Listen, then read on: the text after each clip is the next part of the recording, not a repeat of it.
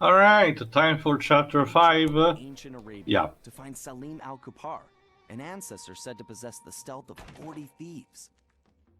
No surprise then when Bentley's research revealed that this guy was a charter member of the infamous 40 Thieves. For once, it appeared we'd have plenty of backup to help out with this job. When we arrived, however, we were shocked to So, find that too, most I've of been the doing thieves some had research, already and retired. yeah, apparently Having made the their fortunes reason and gotten Chapter older, 4 these goes great thieves the had way decided to it call it quits did, and enjoy the golden gameplay-wise, years of is peace. because they wanted that to breathe the breather level What here. wasn't shocking was Which the is not fitting unmistakable in the presence of slightest with the Cyril story, Paradox. because story-wise, that thing is anything but the breather. Like, as you pointed Nasty-looking out, guards for the patrolled boss mission, we everywhere, essentially and it go was straight clear to the that boss as something opposed to having sinister to was going build on. up towards it. After This some is, again, detective another work, thing I Bentley have had to even talk worse about with the news. No one gameplay had and seen story Salim Al Kupar connections for in some this time. game here. Okay. Oh yeah, In another essentially, in this case, the ancestor was a part of the 40 Thieves. The problem is it's another occasion where the developers wanted to do something a bit more different because if you remember from the previous Raccoonus and stuff, Salim Al Kupar, don't mention Sly Cooper and the gang in 40 Thieves. Even though most of the thieves are we've only kind got of... 3 of them. Gone. Yeah, I was about to mention, Salim Al Kupar is depicted as this bulky guy with a massive cane. Yeah, instead here they decided when the time period that they chose is like during the time where Salim is actually of old age, meaning that most of the 40 thieves have been disbanded, and the gang has to find out exactly what happened. I was gonna say, what happened to the other 37 thieves? Most of them are retired, as the intro suggested. Which kind of makes the title pointless, because we don't deal with the 40 Thieves in this one. I was like, you might as well call this chapter Sly Cooper and the gang in Find the Thieves. But you okay, know what's the sad thing about it? It's also the last time we get a title card because the final episode doesn't have one. don't you see, Tears, to show how we get to make serious things are. So the first thing to do is to actually find Salim. Where he's hiding, and then find out why. To facilitate that, I've built you a new toy. Cool. Is it a robotic turtle butler? No. After gathering data from your ancestors, I've been able to map the Cooper DNA. So we have a kind of a twist on the investigation type of mission by using a technique similar to, say, the Batman Arkham games do in tracing back DNA. That's some real science fiction. Yeah, DNA traces towards a target using also the Binocchio. It's pretty Well, neat, actually. at this point, the Arkham series had 2 games, so I guess some influence is possible. But in terms of actual enemy types, you get here iguanas, if I recall correctly, which are based on the Turkish grenadier. Persian cats with swords, and mandrills for the bulky, bigger enemies. Unfortunately, because this is Salim in his older years, well, let's just say that Gimmick, me, and Tio don't like returns for this level. So is the game gonna load? Yeah, Yes, that's Lives. another criticized thing about this game, the long loading time. Actually, it only happens a couple of times in here. I just forgot to actually trim it out. Surrounding areas, you should see a glow on any But, object yeah. Like this. recently touched. So, again, though, the thing with Chapter 4 really does point out an issue, though. Why would you want that level to be the breather level gameplay-wise when such a heavy thing happens, then to suddenly hit the gas pedal again here? Because honestly, with the way the pacing of this level goes, you'd feel like this level were a part of Chapter 6 as it were anyway. Pretty much. This chapter is very fast. It's not like it has less missions or anything, but the pacing as it goes really does feel fast. Okay, I'm just gonna say this. Based off of how Chapter 6 goes, I have a theory that Le Paradox, the actual main bad guy, may have been an afterthought in this, and originally they wanted Penelope to be the main bad guy, because, let's be honest, Okay, I hold on, wouldn't be too surprised because I also still have that theory that I didn't mention, but gone. let's be honest, Penelope honestly has more stake in all this. And yeah, okay, yeah, there is that reveal with Le Paradox, but it comes It's off lame. again. Yeah, it's lame and it comes out at the last minute. Again, I honestly do wonder if originally it was supposed to be even worse with Penelope being the main bad guy. And let's be honest, I wouldn't put it past these writers given the crap they've already done. And just, they thought, oh, but we want to have our own original villain. Like, that's the thing. I'm not even convinced that they thought it would be a bad idea to have her be the main bad guy, because they still had her essentially be the bad guy who was behind most of his stuff. No. I only think that they replaced her as the bad guy because they wanted to have their own original villain and stuff. And like I said, Le Paradox gets shilled big time. For a guy as much a buffoon as he is, he gets away with way too much that he honestly should not have gotten this far. But it really does feel like it though. And also, tying into it is the pacing of this chapter here regarding Le Paradox and Chapter 6 with how rushed everything feels. Like, I'll admit, it would be interesting to see what happened of this of this game. That being said, I don't think all of it would be attributed to there being developmental issues, but honestly, I do attribute it to just the team not thinking things through that well and having to rush and hurry things. Again, I genuinely believe that part of this game could not be managed to be finished in time. I actually generally do wonder how much of this has to be attributed to being a game that was essentially forced to be cross-gen between the PS3 and the PS Vita, because I will mention this a bit more in the final thoughts, but apparently that alone did cause some problems during development. So I do wonder how much that game buys it. That's weird though, because World Final Fantasy was also cross-gen in both Vita and PS4, and that game turned out fine. Okay, to be fair, PS4 and Vita are more on the same levels of gen stuff. PS Vita, I guess, was ahead of the PS3 and gen stuff? I don't... No, it's not even that, Jova. I get simply put the idea that it's instead the stuff that worked for the PS3 version maybe could not be implemented for the PS Vita version, and Sony wanted to instead have both versions to have the same amount of content. So Tia, I'm curious, if you agree with me the idea that Le Paradox was maybe an afterthought as well, is your idea also that Penelope was supposed to be the main bad guy originally, or do you have another idea? Again, I want to save it for the final thoughts, because again, it's connected to a game theory that I have in regards to both this game and what the potential future of it would have been. Oh, let me guess. You probably think that the main bad guy was going to be... Just wait and see. Just wait and see, Joe. It's like 2 parts from here. Oh god, that's right. We are close to the end of this game. And keep in mind, Joe, this is technically the longest of the games, because if you remember, the others end around relatively more faster. This one, despite having some pacing, this pacing problem mentioned, it's still technically the longest because of the increased production value, and cutscene presentation. Allow me to say the same thing I did for Final Fantasy VIII. Despite that game lasting more discs than Final Fantasy VII, it felt like a shorter experience because of, the fact that it just didn't have as much substance or material to work with. Okay, we have found Salim. Let me check briefly who she's voiced by. She? Aren't you? And who are you? He, sorry. That part's kind of complicated. Yeah. I'm a thief like you, but I'm kind of new in town. How about you come back to my gang's hideout? Like, that's not how it works. So. How about you go nick a camel's hump? Okay. Look, I know you're in trouble. I'm here to help. I can explain everything. But let's go where we can talk safely. Besides, Food? It was You look foolish hungry. of you not to mention How'd that in you the like some first place. food? Let's go. back at the hideout, introductions went quickly as Salim stuffed his face. Yeah, Salim is really someone who... And here's our main villain of the chapter, Miss Decibel, the British elephant. Genius to figure out who the time-traveling lieutenant was here. Salim and the 3 remaining thieves had decided to pull one last... Of course, it's always one last job. ...into retirement. Miss Decibel being the target. Of course, with her technology, she had easily captured his thief brothers, and Salim had been trying to come up with a plan to free them ever since. Bentley uncovered some interesting background information. Miss Decibel had come from a wealthy British family. Of course. Her true love was classical music, Of course, the trumpet. Oof.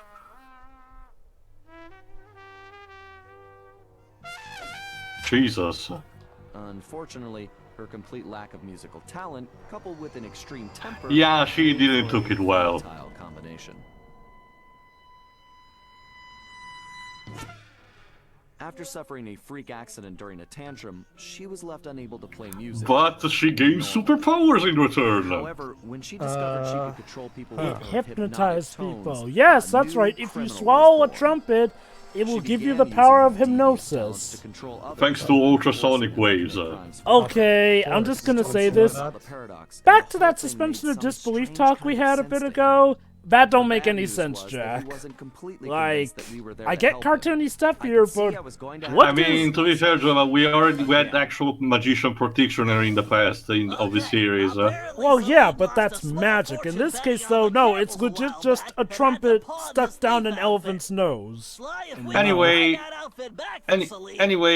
Salim is voiced by Brian George, someone who has been acting for TV, movies, and voice acting for stuff ever since the 70s. I am actually not a... Apparently voiced Alfred in Batman the Killing Joke. Forgot about that. Oh.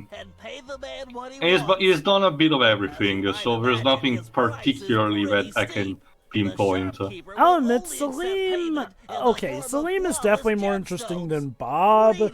But if Bob weren't a thing, I think Salim would be the ancestor I'm the most bored with. Probably doesn't help that we're pretty much getting him in the middle of his ancestry, or, you know, his retirement days.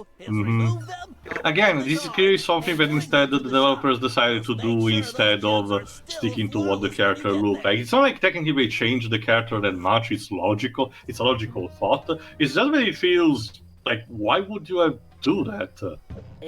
I guess they thought, oh, wouldn't it be funny, the retirement Or I guess jokes we can make? they thought that the gameplay that they wanted to apply to Salim worked better if it was an old kind of guy. Like I said about the ancestors, their gameplay stuff is fine, admittedly, but you could argue at the end of the day, you could literally have just given Sly their abilities and bam, that would have the same effect. Oh. Also, you get gems from these statues in this weird way, EU. This is not great. Weird. So yeah, like Bentley mentioned in the recap, we need to get 3 of these flawless gem, quote unquote, so we can pay a merchant so we can get back one of the 40 thieves costumes, one that will be fitting for a thief like Sly. Again, we're getting the costume early, and argue it's also one of the better ones of the game. It's not probably, my favorite still remains the Archer one, but this one is still relatively close. Okay, Tio, I know that your favorite of the ancestors was Ryoichi, but was your favorite level also Chapter 1 too? Okay. Overall, between the actual composition of the level and the mission types that you are assigned to, it's tough, actually. It might be... Okay, taking the story aside, obviously. It might be Chapter 1, but Chapter 1, the problem with Chapter 1 is that being the introductory one goes out a bit faster than it needs to be. But I have to admit, it also possessed, again, like I said, my favorite ancestor, and a couple of the funniest missions of the game, like Murray's Rhythm game. But again, strictly on a gameplay composition and level composition, I don't have any particularly chapter that I dislike. If I had to measure, my least favorites would be 2 and 3. 3 mostly because, again, how vertical it is, how it tanks the frame rate. 2, it's fine, but still not super enthusiastic for me. And like I said, I'm not the biggest fan of Western movie settings. So. For me, ironically enough, 2 is my favorite on all boards. It has my favorite ancestor, favorite guest voice actor in that regard. It has my favorite level layout, my favorite. Oh, here we go. Time for also a sort of a slight homage cameo, where the merchant is pretty much a throwback to Slim Cognito, a merchant character from Ratchet and Clank games. I guess I'll just have to go bet these gems on the camel races. Wait, you have gems? Let me see. Also, this accent. These rocks Yeah. are so heavy, I can barely Tell he's lift them. French. You want the gems? Obviously. I want the outfit. Do we have a deal? Indeed. If you want to purchase these old That's the thing. This sounds more like an Indian accent, the one that the Simpsons would do for Apu. Like, whatever. The costume is pretty spiffy because it's like Prince of Persia. It allows you to slow down time. I bet you got a kick out of that. Not only that, it gives you a big-ass fucking scimitar where you can kill things with. This is also hardcore. And it's obvious that outfit Only problem is that you do move a bit slower with it, but otherwise, yeah, it's No, good. actually, you move technically the same thing. It's only how you view things of that. There you go. Your movement is technically the same. It's just everything around you that is slowed down. I was referring to when you swing the scimitar, actually, when I said you Oh, move a bit sorry. slower with True. it. It's also the fact that you need to charge it more than anything. Tempo it's used. It's not just to be used specifically just for combat, but more for like destroying gears that are tied to particular obstacles. But, yeah, like I said, Chapter 2 is pretty much my favorite across the board. Admittedly, except for the stuff involving Carmelita, because she is arguably at her most annoying in Chapter 2. But other than that, But hold on, because we're about to have a small detour from from what the mission was supposed to go, because we have an unexpected twist about it. I'm picking something up. Sweet sunspots. Sly, Le Paradox Yeah, is here. not only Miss Decibel is here, but also the Paradox is here. yeah, it turns There out she is. she is his love interest, as you can see. Yeah, they're not even trying to hide it. These two bang, and this is just. Ugh. Yes. For the record, Miss Decibel is voiced by Elisa Schneider. You should just stay out of sight. Thanks for the info, Bentley. I'm on my way. Sly, press the triangle button to use that sword. Way to go, Sly. Well, not the I sword. was praying that Destroy they with did not sword. hear that. Yes. If the guards see you, it's over, Sly. They're I'm Yes. too busy. Yeah. Contemplating. No, it's also, and yes, I didn't mention it until now, but yes, Le Paradox is also voiced by Nolan North, which puts up a funny enough French accent, but it's pretty much clear he's not caring much about his role either. Which is, again, kind of an iffy thing, given how, it's the flipping main villain. Handkerchief next time. Did I mention your outfit is stunning, Sherry? I can't imagine. I have to admit, Bob, they give him an actual set of good jokes, like the fact that he has these constant, snarking remarks about Miss Decibel that she interprets as actual love comments. Everything is progressing splendidly. I have those Let's just say that I get the idea that the Paradox thinks of a relationship on just on a more physical level than anything. Well, yeah. highest quality. Perfect. Once I get them back to the present day and my royal lineage is discovered, my wealth and power will be unstoppable. Well, there is one thing.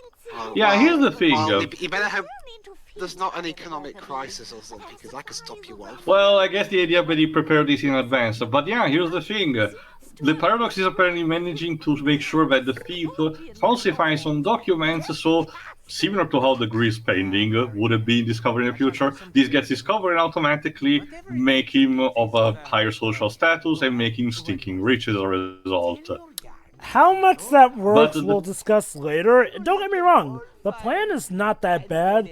Again, when we actually learn more about this guy, it's kind of bullcrap that he was able to plan this all, though. Not just that, the gimmick of this particular mission is the fact that you need to hear, it will start the two, and you need to hear what Miss Decibel requests are for the Paradox, not for herself, but for the thieves, because apparently, much like Salim, they don't work enough if they actually don't eat what specifically what they want. But no, there's also we can actually talk about this here, Jova, because it will become technically apparent the success of a plan only at the end of this chapter. However, by the rules of time travel, because as we know, the game has established that this is a case where changes happen kind of like instantaneously, we should know that these changes should apply immediately. But they don't. And yet it doesn't. Yeah, and yet they do not happen because again, it's not like we are operating on a sort of like small vacuum where, say, the things are happening just as they are happening in the past, and only then they get happen. Because of how time works, they should actually change it directly. This is why a lot of time travel stories opt for the multiverse theory instead, because if you instead apply this kind of rule, you have to be very specific, otherwise you slam right into the wall that is having a paradox. And like I said, because of it, the plan should have just been a simple bout of wanting to kill an ancestor. The paradox, the paradox does get a lot of wealth out of this, but here's the thing, that turns out to be his secondary option. No. The main thing is getting after Sly, in which case I said, you could have solved this easily by just killing any of the ancestors. But that's the thing. He's kind of like the Riddler in Batman Forever. He wants Sly to be like more humiliated in a specific way, probably before being killed. The problem is that the story is not consistent with it. There's the kind of villain stupidity that, like I said, has to make the game work, because otherwise Sly would be out of commission for most of the games, and it would be a story about the others having to rescue him. Now, to be fair, with somebody like the Riddler, the writers often go out of their way to point out that it is part of Riddler's mental illness, his ego, essentially. So with I was just talking about the Schneider. Sorry, go on. Okay, well, yeah, I get what you mean. Go on, Jola. With someone like the Riddler, it's coded into his character to want to prove his superiority, so it's actually easy to buy that he doesn't just kill Batman. With the Paradox, though, again, all his mentalities when we meet him later suggest that, no, it would have been just better if he had killed one of the ancestors, because he never gives off the idea that he wanted Sly to live to see his genius or anything.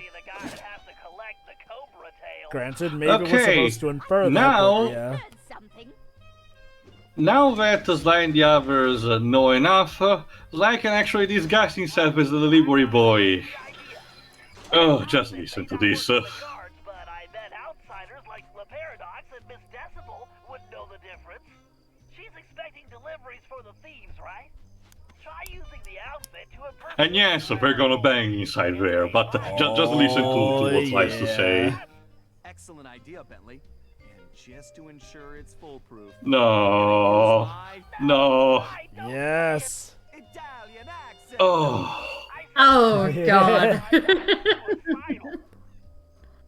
Just.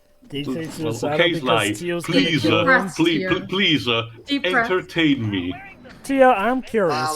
Tio's not entertained by my Italian accent. Tio. Does he have for Sly? Tio, I'm curious. Look, I know that Kevin Miller is having fun and all. I don't mean that on a personal level. I just think this kind of gag is quite something. But hold on. Oh no. We need to hear this. And who is this little pipsqueak? Yes, identify yourself immediately. You are getting in on a lovemaking. Oh. I don't recognize your scruffy features. The other boys are out to seek. Something about the snake bites. Is there something wrong with your Lots. Tio, is the reason Sly as a series kind of died is it because you murdered Sly in a murderous rage after hearing this at some point? You kind of stole my joke. I was gonna say also, Bentley is probably the best punchline after the scene is done.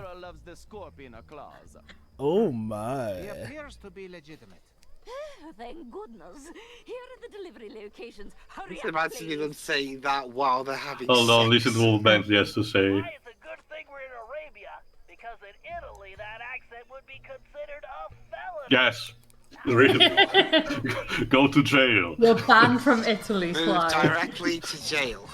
Okay. To be fair, the accent being bad is part of the joke. Yeah. I know, but I'm just running with it.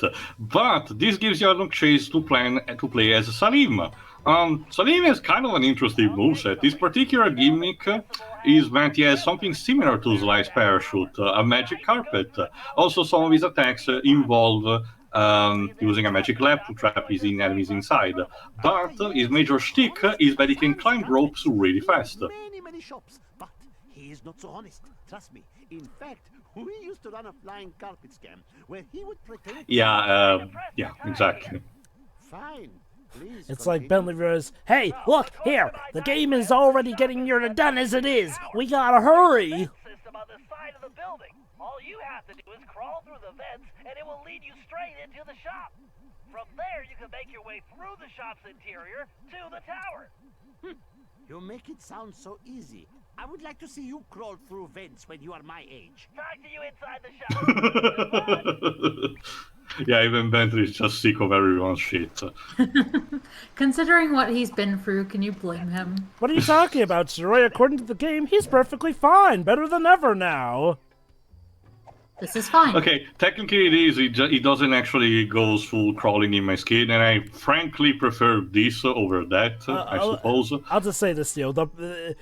It's the opposite end of the problem. Yes, it's nice that he doesn't go complete shutdown, but that he rebounds from it and is supposedly now better than ever?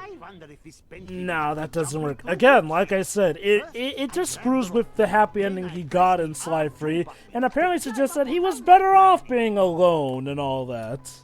This is one that is actually straight up one more day level of retconning a character. Yeah, and that's a massive yikes. Whee! Woo! Again, Salim is very fun to play as, just because in this level ropes are composed by chains that deteriorate if you're not careful, and some poles have cobras attached to them, so you have to be fast in order to actually climb them. So that compensates with the time freezing move. Yes, Wibbs? I'm not seeing the one more day-ishness, to be honest. The idea, okay, it's not necessarily just, having your marriage being arranged, but it's the idea at the base lives, the idea that a creator thinks that a character in a couple doesn't seem to be interesting to talk about, so we make a story where the couple is split, and as a result the characters feel better for it. It's the stupid mentality that writers have, thinking, oh, our audience couldn't possibly have related to a company here and there. Well, Dribs, we're talking about how it's bad here. You have to understand the details. Well, okay, it's not even just that. It seems that I will be doing all the work. Yes, you do. Well, yeah, that's kind of how things go here, Salim. Although, that's another thing, though. Salim has all these old man shtick about, I'm too old for this, which it's fine by me. I like it. So, Tia, we were talking earlier about favorites and whatnot. I don't think we ever talked about which is your favorite Cooper ancestor to play as. Like, I know that Ririchu is your favorite overall, but I don't think we talked about like I said, Tennessee is broken because he has a fucking gun. So there is that. If I want to try to be on a more fair level, I'm gonna guess either Galeft or Salim. Salim is the one that has the more complex base moveset between an actual gliding move, the climbing bit, and his particular side of personalized attacks. But like I said, there isn't one particular ancestor that I really hate to play as. Like I said, the only one that's generally just more underutilized is clearly Bob, and that's it. Like I said, Tennessee is legit the most fun to play. Shit. Well, crud. Oh, if only I had a magic lamp. I would wish for this job to be over. Wow, those are some giant Diablo scorpions. Nasty. Of course, it's always giant scorpions. Could be worse. Could have been spiders. Well, they're still poisonous. And arachnids. Well, they are part of the same family, Jova. You need one to kill the other, so you only have one of them to fight left. You know, that's actually pretty funny. Scorpions and spiders are technically of the same family, the arachnid one. It's because of the total number of arms. They have 8 compared to normal insects who have 6. Despite them being in the same family, scorpions are like natural predators to spiders. I mentioned this somewhere else. I forgot where specifically. Probably still in this very game. But yes, I did it back in chapter 2. Deadly Creatures is a game kind of like entirely built also on that, where you control a tarantula and a scorpion respectively, which they have their own interesting journey about, and occasionally they also battle with each other. Don't tell me the story's about them eventually teaming up in the end, is it? Okay, not necessarily. It's more like they are, due to circumstances, fighting near the same location. They're on different battles, and after they clean up their mess, they have a potential occasion to settle their difference, but we just like take a look at each other and then part ways separately. Like say, fine, we'll let live with each other. Again, it's a legitimately interesting game when it comes to its own concept and execution. If you have like still have a way to play Wii games, whatever you want, definitely give it a look. I seriously hope THQ Nordic makes a remastered version.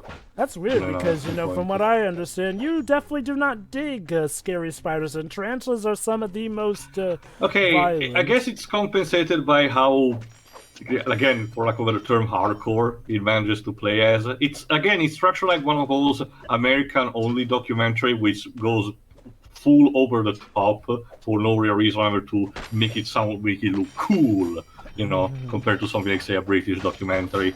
Oh shit. But yeah, it's kind of structured like that. But it's not like it has like a cartoony art style or it's like super realistic. It's kind of like that kind of middle ground that they managed to make the experience interesting without being too extreme at the same time. Okay, so yeah, if it's in a certain art style, I guess it can make even a tarantula. Again, I suggest appealing. To give it also a look on YouTube if you're interested. There are also some star power in terms of voice acting in that game, because the animals do not talk, but you occasionally butt into humans, and they are actually voiced by a couple of celebrities. Let me see if I can actually tell you immediately.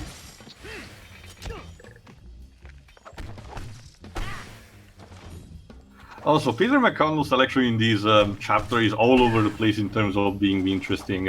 Again, there's the traditional type of Arabian music that you would hear in something like, say, Disney's Aladdin. There are more like jazzy beats. There are actually a lot of jazzy beats. Later on, we will actually get, it makes sense in context, mind you, a rock remix of the main theme of the franchise. Yes, really. There you go. The two humans in Deadly Creatures are voiced respectively by Dennis Hopper and Billy Bob Thornton. I don't even know how the old THQ team managed to actually get a hold of them. How weird. There you go. Now the goal here is instead to reach the top of the tower by, there you go, you climbing up each particular floor and the pose. I would much rather be riding a camel with 3 humps. Yes, we get it. Yeah, I'll admit, the joke with Salim kind of gets old quickly. It's not too dissimilar to say the one of... Also, I got stuck. Okay, for a second. It's not too dissimilar to say the one of Tennessee, because even he also goes for a lot of repetition with his own jokes. That's the thing, though. Like, by the time we're done with Tennessee, it feels a bit repetitive with Salim. Like, but yeah, okay, I do agree with you too that I do wish that some ancestors could have gotten more quips or whatnot here and there to help, you know, keep things fresh. Or again, just not have them speak constantly if you can't think up that much. I mean, Bob doesn't do that. Wow, Bob doesn't traditionally speak. Yeah, also, there is a particular mask here. I could just take on the guards later on, you know, and do it more stealthy because you cannot be spotted in this mission. But, or I could just really quietly try to do here. And apparently no one noticed it. Even though it was right in the right direction. It's not even like tunnel vision. Don't question it. Yeah, the other guard was literally in the position. Oh shit, fucking snake. Yeah, there you go. Let's just do this. Yeah, the one guard was directly on the side of the torch of the others. So there was literally. Yes, Joe. It's funny. Salim had an opening line saying that he wished he had a magical lamp, yet he literally does have a magical lamp that he uses to suck enemies into. I guess it's just a matter of it's an artifact that sucks in and doesn't actually have a genie inside it. I get that. It's just maybe they should have thought up a different line instead of that because it feels like he's contradicting himself. Oh, thankfully. Yikes. No. Thankfully, I don't. If I recall correctly, there was one instance, but we actually got catapulted back on the bottom of the floor and had to climb again. But if I recall correctly, I just skipped it over. That was a Belmont leap there. The knockback, yeah. Yeah. Whee! Definitely getting Prince of Persia vibes. Yeah, there are a lot of references to that, not just the slow time mechanic from Sly's costume. That's something I wonder. I wonder when we're going to get to the pre-Ubisoft era Prince of Persia games, if we're doing those at all. After we tackle the we Nintendo might, DS sequel to the 2008 game. Not just that, Dweebs. Okay, there's also the weird thing. Ubisoft did make actual remakes of, like I mentioned a couple of times, of the very first game, which is, I think it's on PS3 and Xbox 360. But if you want to play like the classic, there are different good versions of it to be played. But for the second one, The Shadow and the Flame, the remake that they did was mobile only for some reason. And I don't think it's available technically anymore. So because of the iOS. The iOS has been updated a lot since then. Potentially that. I'll need to check back. But the third one, Prince of Persia 3D, has never received a port or a remake. Okay, it might be on GOG. I'm not entirely sure about it. But even so, the reports that I've been hearing from the community is that it's also a very buggy mess in general. So I'm not really super looking forward to that one either. It was probably the reason why Ubisoft rebooted the franchises with the Lucent Saga once they acquired the IP. Your friend is in a kind of hypnotic trance. The strange I was thinking of something else. I was gonna say, is that the one where the game ends with the main character getting back to his city, but it turns out it's burned down and destroyed, like in the ending to the third Evil Dead movie? But no, that was also... It's kind of similar instead to the beginning of the Two Thrones Lives, because we saw a glimpse of that at the end of World Within. I'm actually going to say the ending of Two Thrones, since technically Two Thrones occurs in between the games. No, Two Thrones is the third one in the Sand Saga timeline, Jova. Oh, no, I was thinking of the fourth game. The fourth game is the Forgotten Sands. That, yeah. Yeah, Two Thrones was the third game. Oh, screw you, Jelly's nice. Also, yeah, so we need, in order, like Bentley said, in order to break the trance, we need to have another hacking section, because snapping the thief from the trance like that would be too shocking. So instead, we need another hacking with a 6 axis.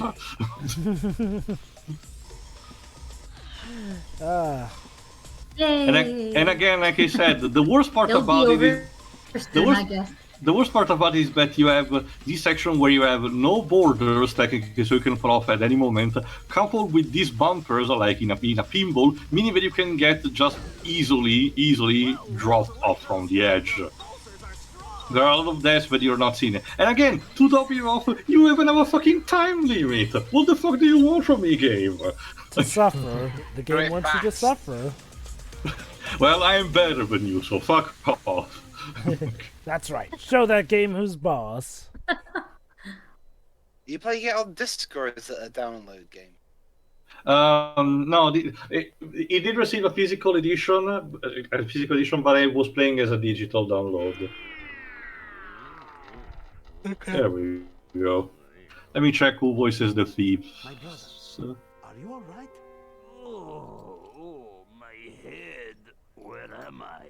You have been imprisoned, hypnotized, and compelled to create forgeries by that evil elephant. But I have freed you from her mesmerizing music. With, some assistance. Sure. That's nice. I'm hungry. Did you bring me anything to eat? Perhaps some nice roasted scorpion tails? Maybe some camel milk? Amazing! I climb halfway to the stars to rescue you, and you expect camel milk? Why do I bother? There we go. And that's just for the first of the thieves, meaning that... I love this jingle, by the way. But for the next part, we'll have to free the other two thieves from their respective trances with the other characters. So stay tuned for that. See ya. Yeah. Yeah. See ya.